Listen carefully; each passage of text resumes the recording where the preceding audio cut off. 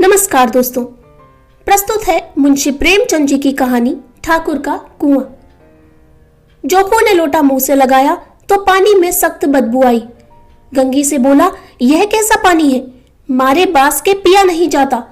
गला सूखा जा रहा है और तू सड़ा पानी पिलाई देती है। गंगी प्रतिदिन शाम पानी भर लिया करती थी। कुआं दूर था, बार बार जाना मुश्किल था। कल वह पानी लाई तो उसमें बू बिल्कुल ना थी। आज पानी में बदबू कैसी? लोटा नाक से लगाया तो सचमुच बदबू थी। जरूर कोई जानवर कुएं में गिरकर मर गया होगा, मगर दूसरा पानी आवे कहां से? ठाकुर के कुएं पर कौन चढ़ने देगा?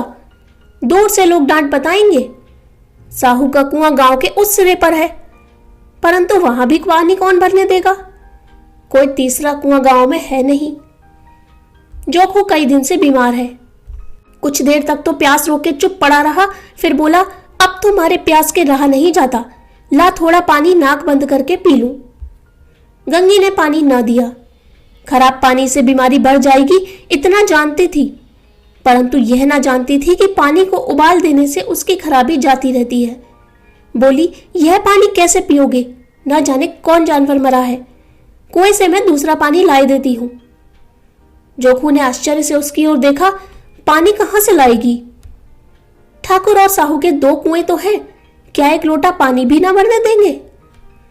हाथ पांव तुड़वाएगी और कुछ ना होगा। बैठ चुपके से, ब्रह्म देवता आशीर्वाद देंगे, ठाकुर लाठी मारेंगे, साहू जी 1 के 5 लेंगे। गरीबों का दर्द कौन समझता है? हम तो मर भी जाते हैं तो कोई द्वार पर झांकने नहीं आता। कंधा देना तो बड़ी बात है, ऐसे लोग कुएं से पानी भरने देंगे? इन शब्दों में कड़वा सत्य था। गंगी क्या जवाब देती, किंतु उसने वह बदबूदार पानी पीने को ना दिया। रात के 9 बजे थे। थके मांदे मजदूर तो सो चुके थे, लेकिन ठाकुर के दरवाजे पर 10-5 बेफिक्रे जमा थे। मैदानी बहादुरी का तो अपना जमाना रहा है, ना मौका। कानूनी बहादुरी की बातें हो रही थीं। कितनी होशियारी से ठाकुर ने थानेदार को एक खास मुकदमे में रिश्वत दी और साफ निकल गए। कितनी अकलमंदी से एक मार्के के मुकदमे की नकल ले आए। नाजिर और मोहतमिम सभी कहते थे नकल नहीं मिल सकती। कोई 50 मांगता, कोई 100। यहां बेपैसे कौड़ी नकल उड़ा दी। काम करने का ढंग चाहिए। इसी समय गंगी कुएं से पानी लेने पहुंची। कुप्पे की धुंधली रोशनी कुएं पर आ रही थी।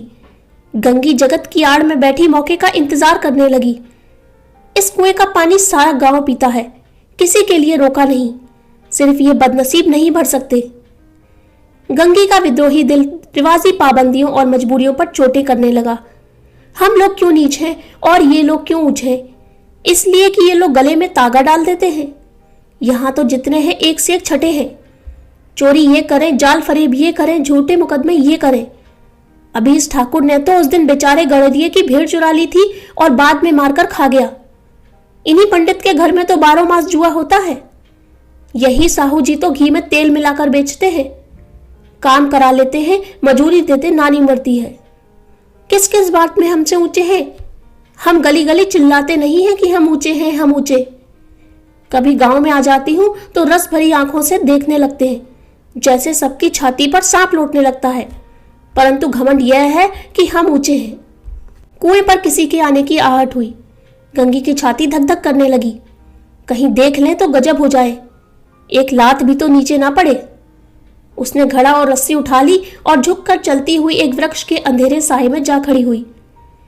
कब इन लोगों को दया आती है किसी पर? बेचारे महंगू को इतना मारा कि महीनों लहू थूकता रहा, इसलिए तो कि उसने बेगार ना दी थी। इस पर ये लोग ऊंचे बनते हैं। कुएं पर स्त्रियां पानी भरने आई थी। इनमें बात हो रही थी। खाना खाने चले और हुक्म हुआ कि ताजा पानी भर लाओ, घड़े के लिए पैसे नहीं है। हम लोगों को आराम से बैठे देखकर जैसे मर्दों को जलन होती है। हाँ, यह तो ना हुआ कि कलसिया उठाकर भर लाते, बस हुक्म चला दिया कि ताजा पानी लाओ, जैसे हम लौंडिया ही तो हैं। लौंडिया नहीं तो और क्या हो तुम? रोटी कपड़ा नहीं पाती, 10-5 रुपए भी छीन छपट कर ले ही लेती हो, और लौंडिया कैसी होती है? मत लजाओ दीदी, छिन भर आराम करने को जी तरस कर रह जाता है। इतना काम किसी दूसरे के घर पर कर देती तो इससे कहीं आराम से रहती। ऊपर से वह एहसान मानता। यहाँ काम करते करते मर जाओ, पर किसी का मुंह ही सीधा नहीं होता। दोनों पानी भरकर चली गईं, तो गंगी वृक्ष की छाया से निकली और कुएं की जगत के पास आई। वे फिक्रे चले गए थे। ठाकुर भी दरवाजा बंद कर अंदर आंगन में सोने जा रहे थे। गंगी ने क्षणिक सुख की सांस ली।